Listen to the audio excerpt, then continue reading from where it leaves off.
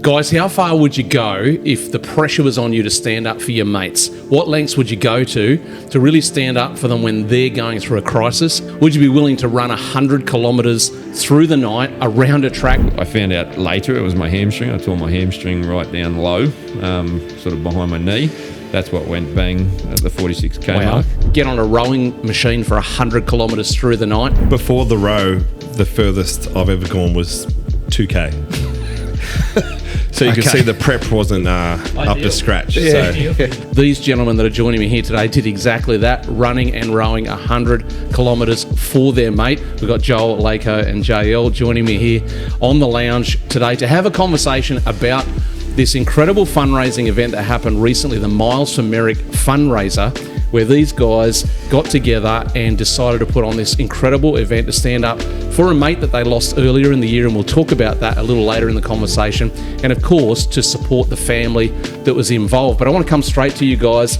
Let's talk about the event. Let's talk about the run and the row. We were all there together. Thankfully you blokes were pounding out the track and I was generally just interviewing. But 100Ks, Joel, let's go straight to you. Talk to us your experience of running that 100K event, the lead up, the physical exertion. What are your recollections now a few weeks on? Yeah, g'day Andrew. It almost was like a dream pretty much. Like it happened so quick and right. Like there's a lot of anticipation leading into the event, and then like the week before was pretty gnarly, like chasing up sponsors, ringing people, like asking around for donations, seeing what small businesses want to contribute. And that in itself almost felt like 1,000 miles in my head before actually starting the event. Right. So by the time we got to the event, it almost felt like I was excited to run. So yes. Actually getting to the day was pretty awesome. It almost felt like a grand final day almost. But yeah, I think during the run, it was super special, like running around that track and then seeing like all the community rock up, and then seeing like the pictures of Jimmy up in the stands, and just seeing the constant flow of people coming in and out was just like the first 50 or 60 Ks almost felt like flip, we've run 50, 60 Ks. It didn't even feel like it because there was that many people there. Speak for yourself, JL is saying.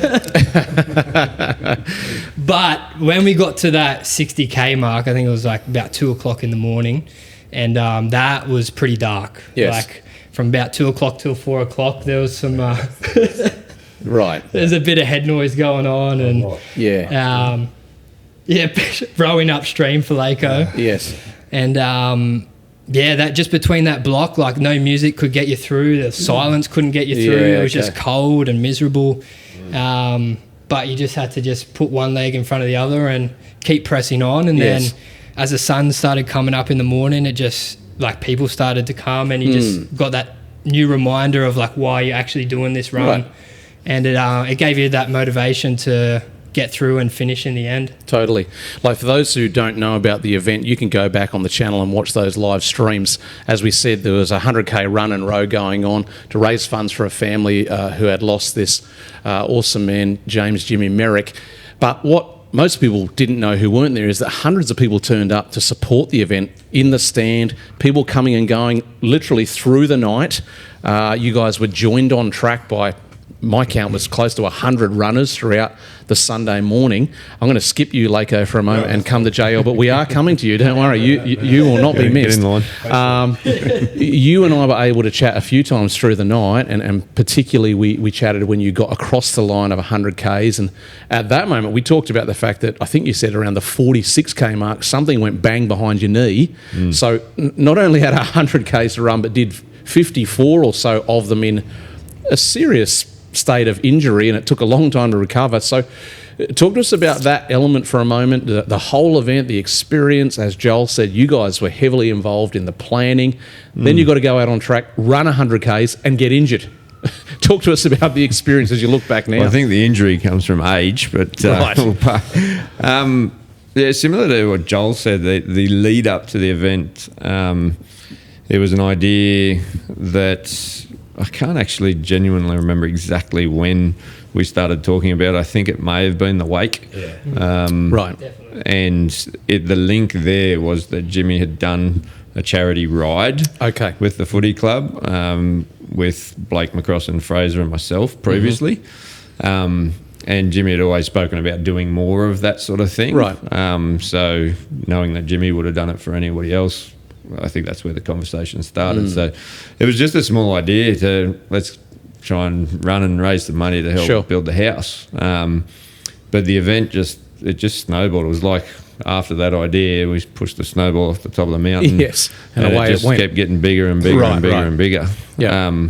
So it definitely felt like we'd run a marathon before it even got to the day. Yep.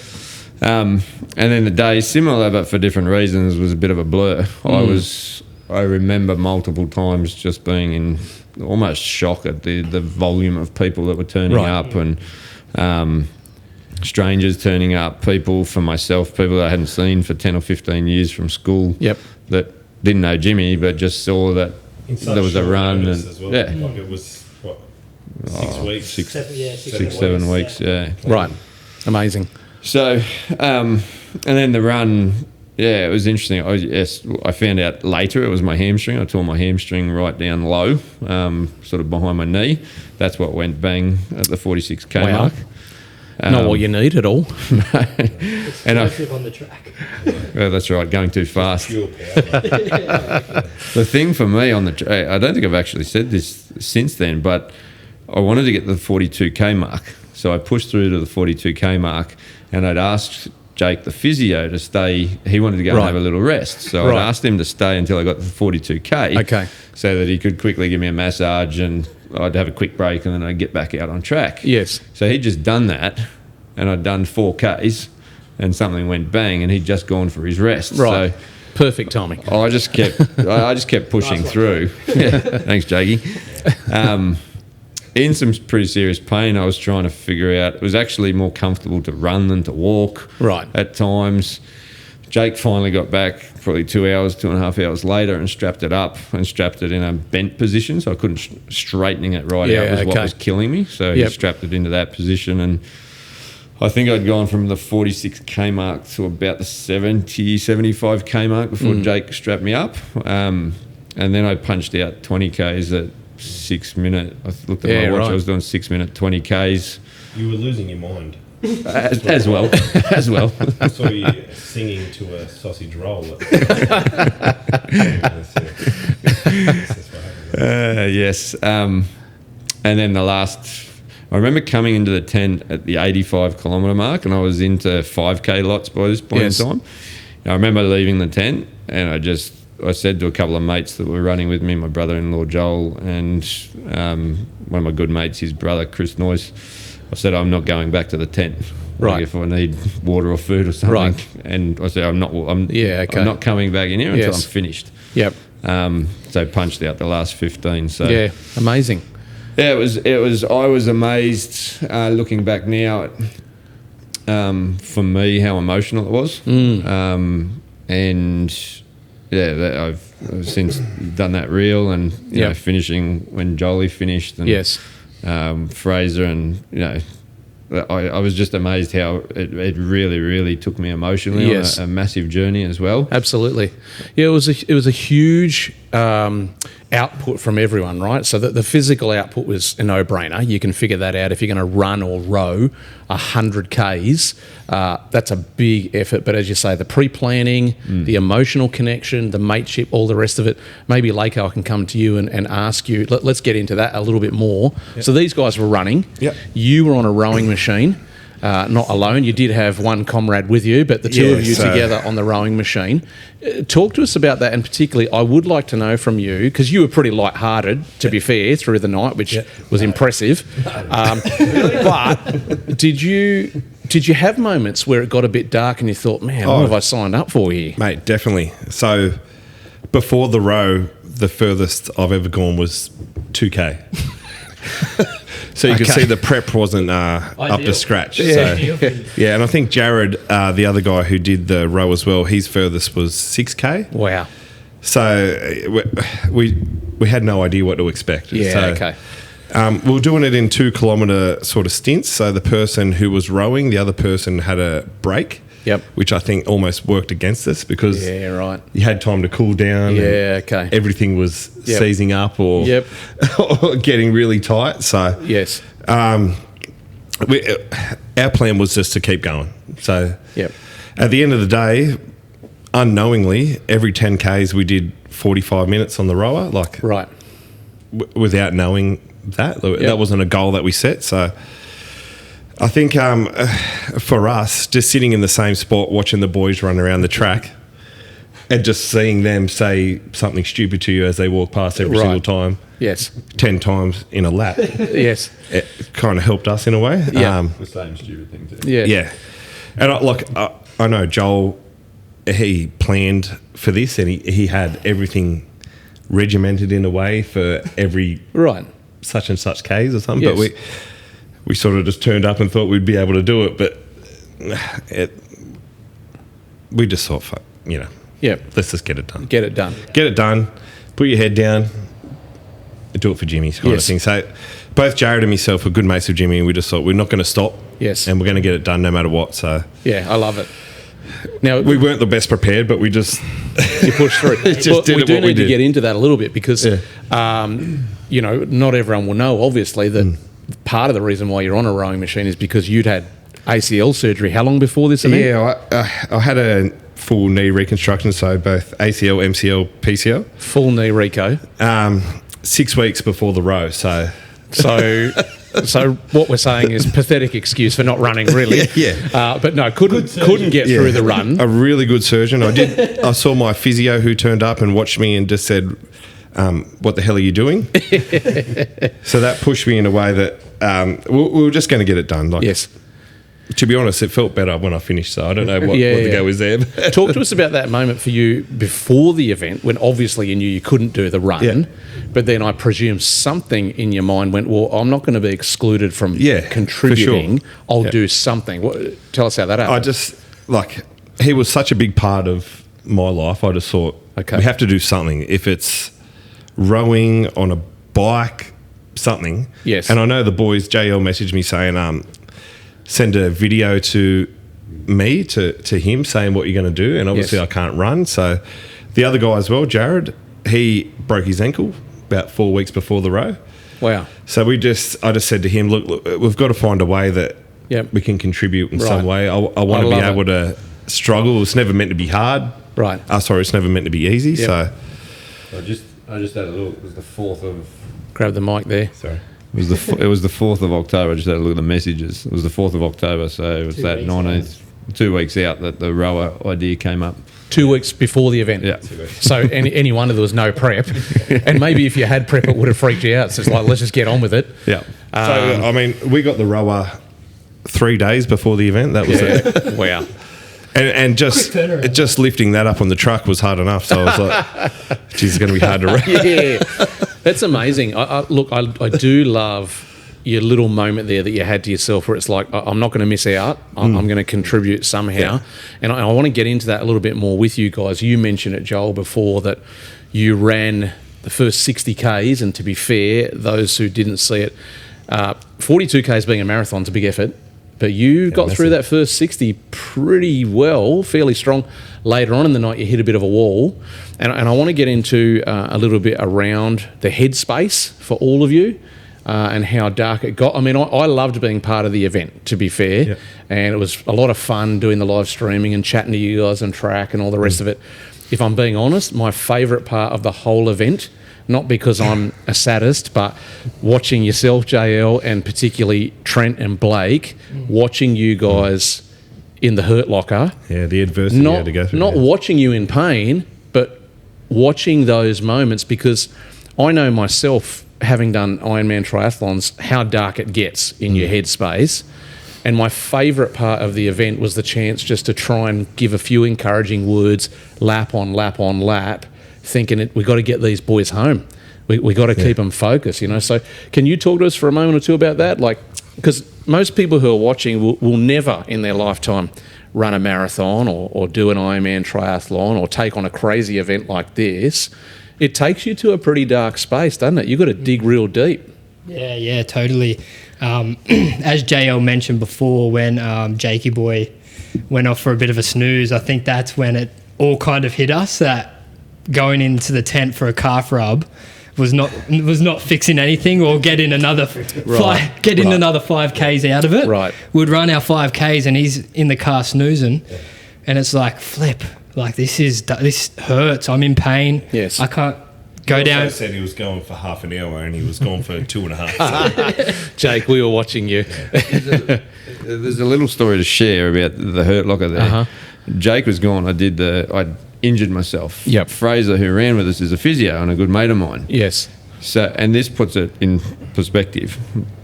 I was in the tent and I was trying to strap my leg. I was trying to figure out how to do something myself to try and Right. help. I didn't know what was going on. I was strapping it. And I see Fraser come around the corner and you can see he's about to come into the tent. Yep. And I go, Fraser's a physio. Fraser's a mate of mine. I'm probably 55 Ks now, so he's probably similar. He looks like he's doing pretty well. So I said, oh, Fraser, got this problem behind my knee. Like, Yep. what do you reckon? You reckon if I strap it? He looked at me, walked straight past, didn't say Brushed a word, you. and just went and sat down and started Is that sorting right? himself out. So he was in the dark zone and himself. that for me was a really wow moment. I'm Right. like, wow, I thought he looked good. Yes. But he's in pain. Yeah, absolutely. He talked to me for about 25 minutes. He Yep. shut me up, Fraser.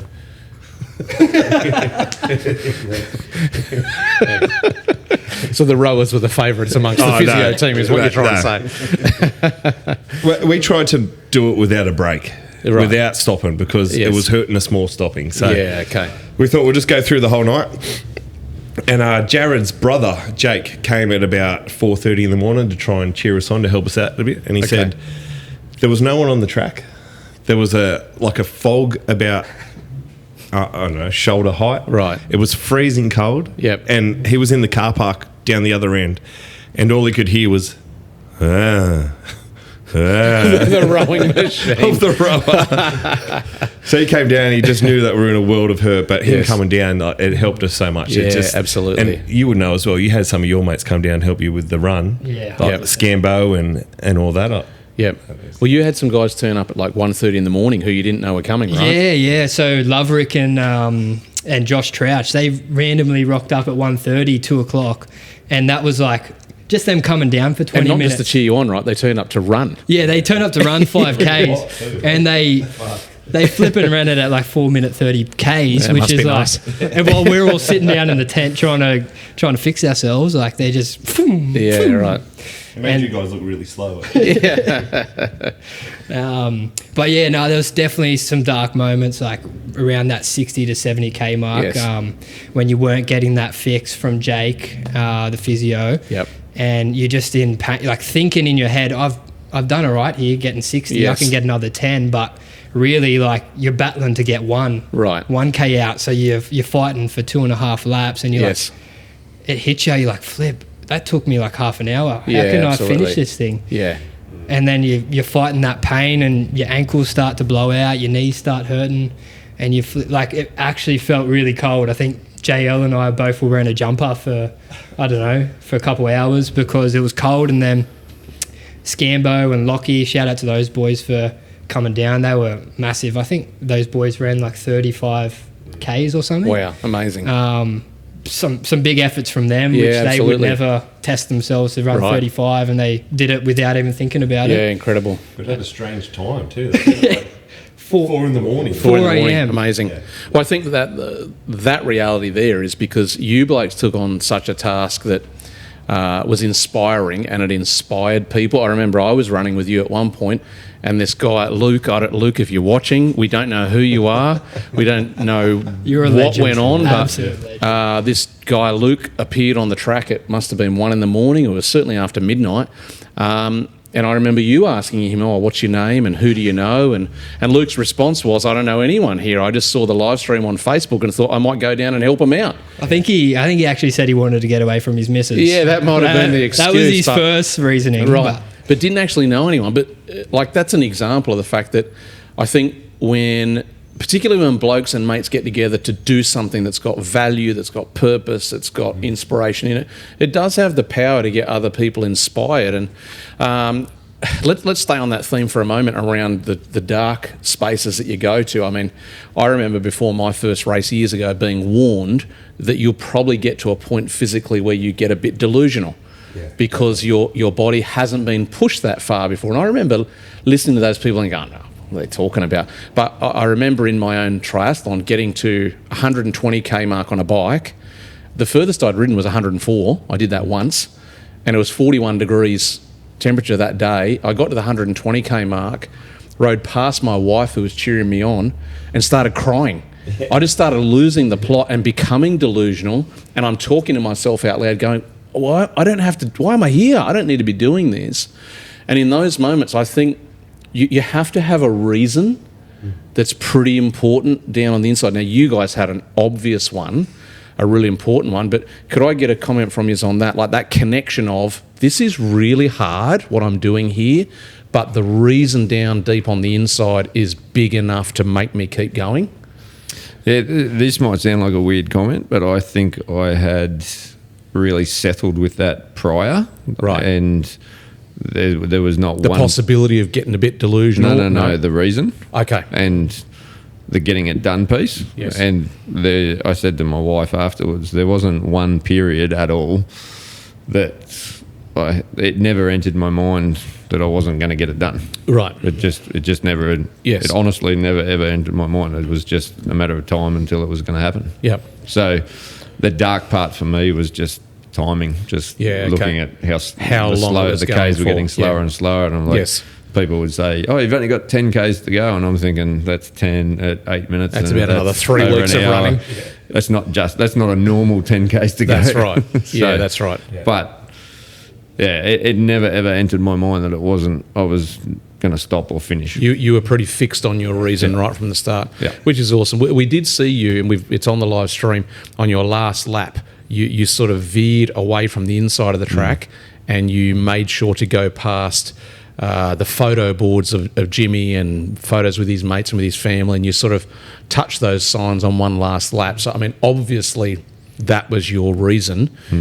Through the night, were you accessing those thoughts and those memories and thinking of Jimmy, or was it more about, I'm just focused in my head and I've just got to stay on task here? Did you find yourself needing to draw on that for energy? Yeah, definitely at times. And to be fair, during the night, it was probably people like Joel and Lako and brother-in-laws and close mates. Yep. I wouldn't have. I shared while I was running with someone, I can't remember who it was, that as far as my connection to Jimmy, I would say I'm sort of one part removed from where these guys would be. Okay. So watching them and running past Jimmy and looking at others was probably the piece that got me through. Yeah, okay.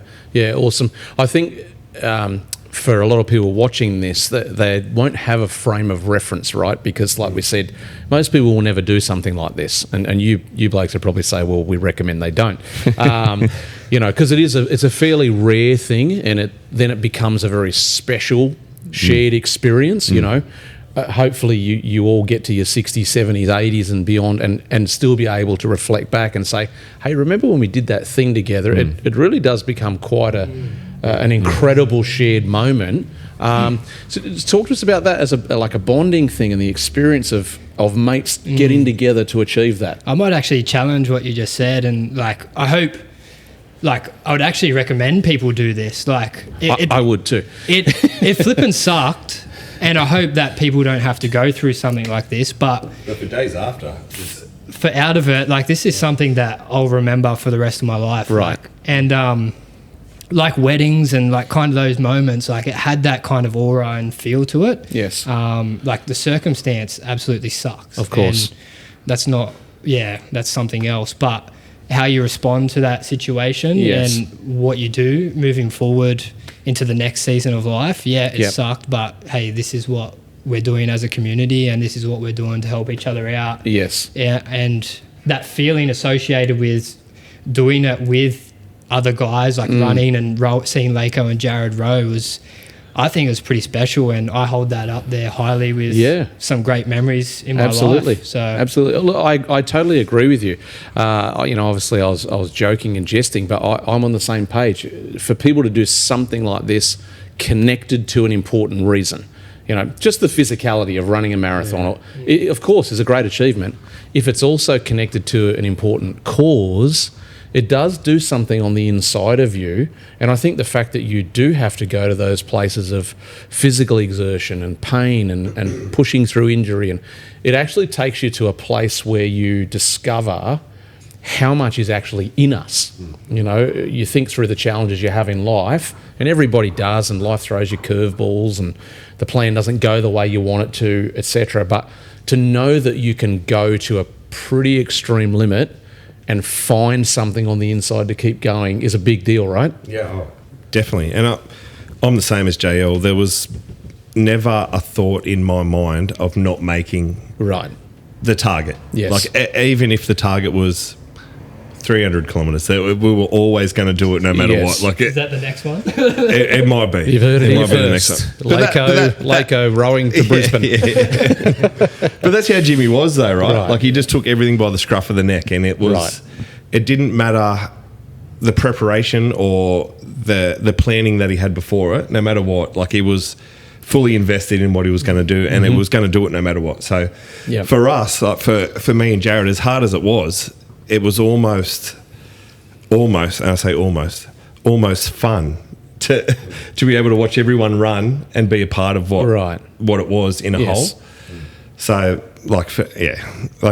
we were never going to not finish. So totally, I get exactly what you're saying, and like for me as a sort of insider outsider, obviously I was there live streaming, but I wasn't part of the running group, and I was new to you blokes who you were in the whole story, but there was a tremendous amount of community energy there. Oh, definitely, yeah. That, you weren't just running as a group. You could actually feel family and friends pulling for you guys from the grandstand and so forth. And I think for us as well, it became easier for me, I thought, when no one was there. I liked it when no one was there. Right. I liked it. I didn't mind it because I thought, like, why would Jimmy want a huge crowd here? That's not him. Right. He doesn't want people staring at him. He's the complete opposite of that. Right. So that's when we got a chance to be able to do our thing, to just cruise and just completely do what we're doing for the reason for what we're doing. And that was for him. And that, for me, was the way he would like to have done it. Yeah, right. Without the people watching him or without the fanfare, and just get in, dig your heels in, get it done. Yes. Without anyone watching. Right. Purely just for yourself. Yeah, brilliant. So that, Jimmy's mum, Kez, and Jade, my wife, stayed through the whole event. Yes. And they shared something similar. They said that between that midnight and 4 a.m., where it was just those two and us rowing and running, they said that's the memory piece for them that they'll remember forever. Yes. It was just us do it for Jimmy. Yeah. They were listening to us have some good banter at times and a bit of a laugh to get each other through. But these guys got to change direction. But we no, you had to row upstream all night. We decided to push. Exactly. Yeah. The Salmon Brothers, upstream all night. Well, I understand what you're both getting at there, and I think there is something powerful about that truth that the crowd was awesome and the support was awesome, but through the night that dwindled, and you got to a point, as you're always going to, where it's like it's me and the rower, it's me and the track. That's it. Now we switch on. I'm out here for my mate, and that's it. And Kez was saying that we're all in our own zones, right? But you could, if I ran past Joel or Joel ran past me for that 5 metres of passing, you would snap out of your own zone, give some encouragement, and then snap straight back into it and just keep doing what you were doing. Absolutely. I want to talk for a moment as well about Jimmy and who he was, and get you guys to talk about that as we've chatted about. This is what mates do for each other, and it's such a great thing to see that on display. That trait, that value is not dead, it's still alive, that mates will stand up for each other. Blokes who, really the focus of this channel is about trying to encourage men that to be a good man you know, whatever you define good as, is a worthy pursuit. You know, there's no such thing as a perfect man, but trying to be a good man, do the right thing by your family, do the right thing by your friends, stand up for the stuff that matters, is the kind of thing we need to profile. And it's clearly the kind of bloke that Jimmy was. So, you know, let's take a moment to talk about him. Tell us your recollections of who he was, what kind of bloke he was, why this came together so well. I'll let these guys answer that in a second, but I just got a mad flashback then of it's a real surreal moment right now that the three of us are sitting here and nobody else, because you're talking about good guys doing good things. I remember I was in Chicago. I remember talking to you on FaceTime. You were at Liverpool Hospital. It was the first time I saw Rach since the incident. I was talking to Lako on Messenger, and there was just the reach out. I remember talking to you like, this is whilst Jimmy's still in hospital. Rach hasn't been home since the Friday. It's now Tuesday, Wednesday, and already everyone's trying to help, and what can we do? And I don't know if you remember those sorts of conversations, but everyone was broken, but like, what can we do to help? So anyway, just saying that, and good guys doing good things. I remember having those conversations from the other side of the world. Yes. On FaceTime and on Messenger. It's just quite surreal that the three of us are sitting here right now. Yeah, absolutely. As far as Jimmy, I'll let these guys, I'll probably share a little bit of my own, but these guys can talk to let's who Jimmy get was. ready to share that with us. Like, for those who don't know the story, who didn't get the chance to watch any of the live stream, the basics of the story is that Jimmy, who is your brother-in-law, married to your sister Rachel, had this horrific workplace accident earlier this year, and very, very sadly and tragically lost his life, which then obviously became the reason for this incredible event to raise funds for the family, for his daughter Ellie and baby Merrick that's on the way, to help them finish their house. And so there was a real emotional but also practical reason to rally around the family in this kind of event. But it is important for us to talk about Jimmy and talk about who he was, what kind of bloke he was. And I remember saying to his mum, and I think maybe even to your mum as we were interviewing people through the event, saying it's easy for people after the fact to say, oh yeah, so-and-so is a top bloke. And they mean it when they say it, but an event like that proved it, because the actions were so overwhelming that it must have been more than just a cliche to people, right? Yeah, definitely. And people would be saying that before he passed away. So he's always just been like just a top-notch fella, shirt off the back kind of guy. I've known Jimmy from about maybe 15 years ago when we introduced him to touch football. And look, straight away from day one, as soon as he came down, we knew straight away this guy's he's one of us. He's one of the boys. He's going to hang in there. He's a legend. He's a great guy. And same as the family, though. Like, I just quickly want to touch on the family. Like, they're all beautiful people, and they've been through so much in the last couple of years, like 4 or 5 years, with the passing of their dad as well. So, Taylor, his sister, is just extremely strong. She's a lovely person, and very much similar to both Jimmy and Mitch in the way that they're just rough country, say it as it is, down the line, my kind of no people. bullshit. You know, like there's no bullshit, and you know exactly where you stand with Jimmy as well. And that's, I think, what makes him just such a unique person as well. So there was never I've never talked to a person that has said anything bad about any of the Merricks at all. Right. And obviously Jimmy included. Nothing has ever been negative. No one said anything bad about him at all. So it's tough, but I mean, it is what it is. It is what it is, yeah. But it is important for us to talk about exactly what you just said, the kind of family that they are and the kind of values they obviously live by, because I think in the world that we're living in today, a lot of those values are getting clouded by superficial stuff and just rubbish that doesn't last. And, you know, we do have I'm older than all you blokes, but, you know, we're all old enough on this lounge to be able to talk about younger generation.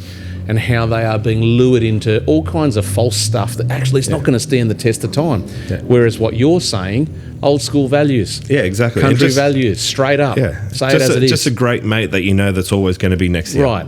In any circumstance. Yes. Footy, surfing, anything. You know Yes. he's going to be there. Yeah. And if he's not trying his hardest, then, I mean, he can cop the spray from us. But Right. He was always trying. exactly. Right. I've never sprayed him. So. He was hungover or Yeah, sick, yeah. he was always giving it a go. Yeah. Exactly right. Yeah. So Give us your thoughts, Joel. I mean, you're obviously, for family reasons, even closer to this whole story, with it being your brother-in-law. Talk to us about Jimmy. Tell us what he meant to you. Tell us why this has been such an important chapter for the whole family. Yeah, well, I remember the first day I met Jimmy. So Rachel was inviting him back over to our place, and the family were a bit on edge, like a bit protective of Rach. Like, who's this guy? I'm like super keen, looking forward to it. Like, There's two of them. there's two of them. That's right. That's probably another story. How they introduced the twins to Dad. But anyway, so yeah, Jimmy was over at our house, and like straight away I was like, man, this guy's not a brother-in-law. He's a brother. Like we hit it off Very quickly. Very quickly. Right. Like we hit it off like we were best mates. I think everyone else was quiet in the house, but yeah, we were just talking about surfing, footy. Right. Like we had the same interests. We both did carpentry, so it was just like it was another brother to me. And yeah, that initial moment like really stuck with me, and like that carried through our relationship all the way until he passed away. Whether it was touch footy, he was always inclusive. Hey, Joel, you want to come play touch with Lako and Jared? I'm like, yeah, 100%. These boys are awesome. Joel, you want to play for AFL? Jump on board. Like, I'll do it. But what also sticks out with me, and I think Lako touched on it a bit before, is when Eric, who is Jimmy Taylor and Mitch's father and Kerry's husband, he passed away 4 or 5 years ago, which is sad enough as it is, them losing their father. But what really stood out to me was Jimmy was the guy that stood up for his family. Right.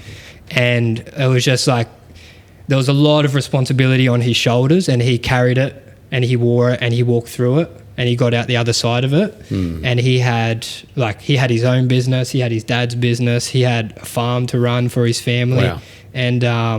And also like marrying Rach and having a kid, like it was a lot of responsibility on this guy's shoulders, and for some reason he was capable and he managed to do it, and without the sacrifice of the person that he is, and he was able to like still maintain those relationships in touch footy, go out for a beer with his mates, go out for a dinner at the drop of a hat, he'd be there. You always had time. Yeah. For you, no matter what. Even when you look at his schedule and it's like, you do not have time. Right. He found it and he had it. Yeah. And that was something that I just took a back seat and just watched. I'm like, I admire that about this guy. Yeah. It was pretty amazing and remarkable how someone could do that as a man and for his family. So that was a big thing that stood out for me. And another thing also, he was just so inclusive. Like no matter who it was, like you didn't have to have a profile or a stereotype. Like if he met you and like pretty much if you met him, you're friends with him. Yeah. So he was friends with everyone. Yeah. And he didn't segregate like this person from that person. Gotcha. Like he would always be focused on the person who was in front of him. Yeah, okay. And that's what was pretty special about Jimmy. And and also he's just a flippin' nutcase. Lunatic. He'd just try everything and like And can I just say, like, my kids, I've got a 5-year-old and a 3-year-old. They still talk about Jimmy and just how wild he is. Right. And it angers me a bit because I try to be the most wild, but he always takes it. And like he touches so many families. Like he knows everyone's kids. He was the king of the kids. Yeah, okay. So he was around everyone's families. Whether we go to a park for a birthday or something, he would be the one going down the slide. Sorry, I'm spitting on you. Going down the slide with the kids, or stuck up the top of a. He was the guy that was always there with them. Yep. And I think you sort of forget just how influential he was for all the young guys, all the young kids, and stuff like my kids still talk about him. So. Yeah, brilliant. I love it. Yeah. I love hearing these stories. I'm going to get a comment from you as well, JL. But I do genuinely mean it when I say it's so powerful and so important to hear you guys reflect in this way about this, because my contention, right, would be that the majority of men are trying to be that guy. Oh, definitely. A good family man, And stand up for his mates. He didn't try. He was just being himself. He didn't have to try like that. Exactly. Yep. It's really a lot more common than I think the narrative that's out there in mainstream. And, you know, we might get onto one or two questions before we finish about that idea that, you know, there's a lot of messages out there about who men are and who they're not. But my view would be these stories you blokes are telling now is actually the truth of what is out there in the majority. Jay, I'll give us your thoughts about Jimmy. Yeah, Jimmy, like I said before, I've probably felt my relationship with Jimmy is obviously not a brother-in-law and not one of his closest mates, but I said it from day one that Jimmy was someone for me. We've heard about the father. He played footy. He did the charity ride. We could go from Gregory Hills Hotel on a Saturday night. You didn't spend a lot of time there.